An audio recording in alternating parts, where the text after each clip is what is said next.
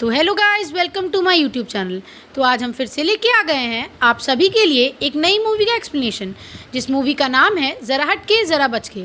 इस मूवी में ये दिखाया गया है कि किस तरह से हर एक मिडिल क्लास फैमिली का ये सपना होता है कि वो अपने खुद का एक घर ले, पर पैसों की कमी के कारण या ज़िंदगी में कुछ प्रॉब्लम्स के कारण वो नहीं ले पाता है।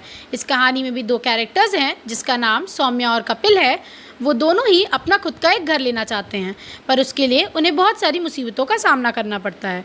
तो चलिए शुरू करते हैं इस मूवी का एक्सप्लेनेशन। इस मूवी में सबसे पहले दिखाया जाता है कि किस तरह से सौम्या और कपिल अपना सेकेंड एनिवर्सरी मना रहे होते हैं, पर तभी जो केक आया होता है उस केक में अंडा मिला होता है, जिसके कारण पूरी फैमिली सौम्या को ही दोष देने लगती है, क्योंकि सौम्या एक पंजाबन फैमिली से थी और कपिल एक ब्राह्मण फैमिली से। फिर दोनों की मुसीबतें दिखाई जाती है कि किस तरह से सौम्या एक टीचर है और कपिल एक योगा टीचर है। वो दोनों अपनी लाइफ में बहुत ज़्यादा खुश हैं और वो दोनों कॉलेज के ही टाइम से एक दोनों को पसंद करते रहते हैं।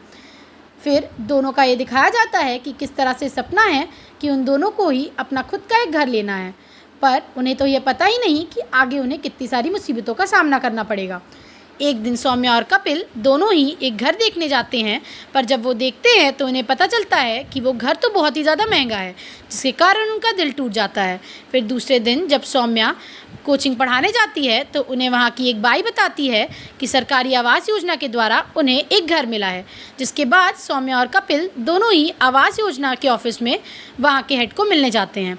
पर वहाँ जाके उन्हें पता चलता है कि यहाँ तो कुछ गोलमाल ही चल रहा है।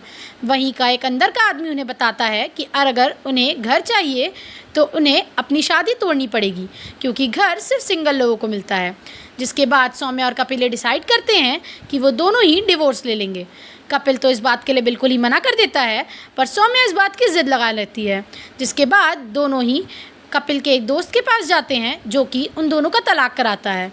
उसके बाद दोनों सोचते हैं कि अरे अब तो बहुत ही खुशी की बात है, पर जब दोनों घर आते हैं और सौम्या कपिल एक साथ टाइम स्पेंड कर रहे होते हैं तो कपिल के मामा जी को ये बात पता चल जाती है कि वो दोनों डिवोर्स देने वाले हैं।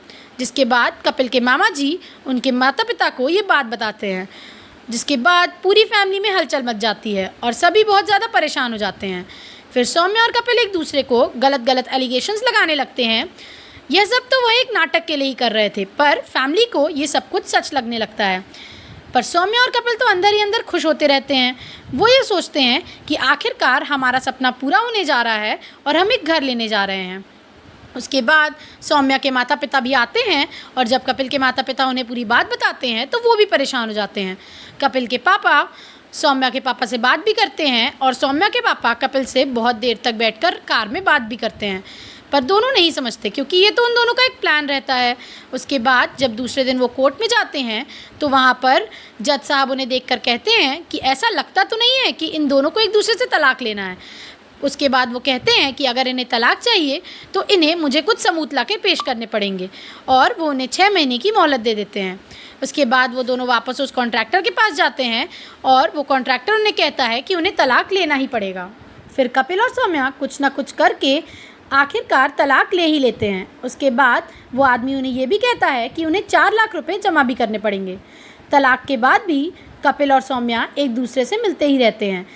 जिस मकान में सौम्या रहती है वहाँ का सेक्रेटरी भी सौम्या को बार बार जज करने लगता है और उन्हें बार बार पूछता है कि आखिर उनसे मिलने जो आता है वो कौन है। सौम्या भी झूठ में कह देती है कि वो उसका भाई है। उसके बाद सौम्या और कपिल दोनों ही एक दूसरे को हमेशा याद करते रहते हैं, क्योंकि वो दोनों ही एक दूसरे से दूर रहते हैं। कपिल बार बार मिलने के लिए सौम्या से जाता रहता है। के बाद ये दिखाया जाता है कि जब कपिल और सौम्या आवास योजना के ऑफिस जाते हैं तो उन्हें पता चलता है कि वो मकान तो फ्रॉड था और जिस आदमी ने उन्हें ये फ्रॉड कराया था वो आदमी भी पकड़ा जाता है। जिसके बाद कपिल और सौम्या दोनों ही अलग हो जाते हैं। कपिल पूरे टाइम सौम्या को ही दोष देते रहता है और सौम्या भी कपिल को ही दोष देती रहती है। वो दोनों अलग हो जाते हैं। एक दिन जब कपिल गुस्से में सौम्या से मिलने आता है तो सेक्रेटरी उन्हें रोकता है, पर कपिल उसे एक थप्पड़ मार देता है। जिसके बाद कपिल और सौम्या दोनों को ही बहुत ज़्यादा बुरा लगने लगता है। फिर दोनों वापस से यह बात सोचते हैं कि आखिर उन्हें घर क्यों नहीं मिल रहा है। उसके बाद एक दिन सौम्या के पास एक लेटर आता है, जिस लेटर में ये लिखा रहता है कि आखिरकार सौम्या को वो घर मिल ही गया है। पर सौम्या जब उस घर को देखने जाती है तो उसे सिर्फ कपिल की ही याद आती रहती है। उसके बाद सौम्या उस घर के कागजात लेकर वापस कपिल के पास चली जाती है और कपिल को उस घर के पेपर देने लगती है। सारी फैमिली तो आश्चर्य में आ जाती है कि आखिर ये घर उनके मिला कैसे। उसके बाद कपिल की मामी की तबीयत ख़राब हो जाती है और वो लोग सब उन्हें हॉस्पिटल लेकर जाते हैं, जिसके बाद उन्हें पता चलता है कि उनकी मामी को तो लिवर में इन्फेक्शन है। फिर कपिल और सौम्या डिसाइड करते हैं कि वो घर नहीं लेंगे और वो जाकर उस सेक्रेटरी को दे देते हैं, जो कि बहुत ज़्यादा गरीब रहता है। तो ये थी मूवी ज़रा हट के ज़रा बच के का एक्सप्लेनेशन।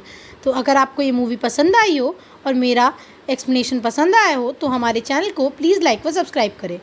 तो ये मूवी में बहुत ही अच्छे से दिखा दिया गया कि किस तरह से एक मिडिल क्लास फैमिली को एक घर लेने के लिए परेशानियों का सामना करना पड़ता है।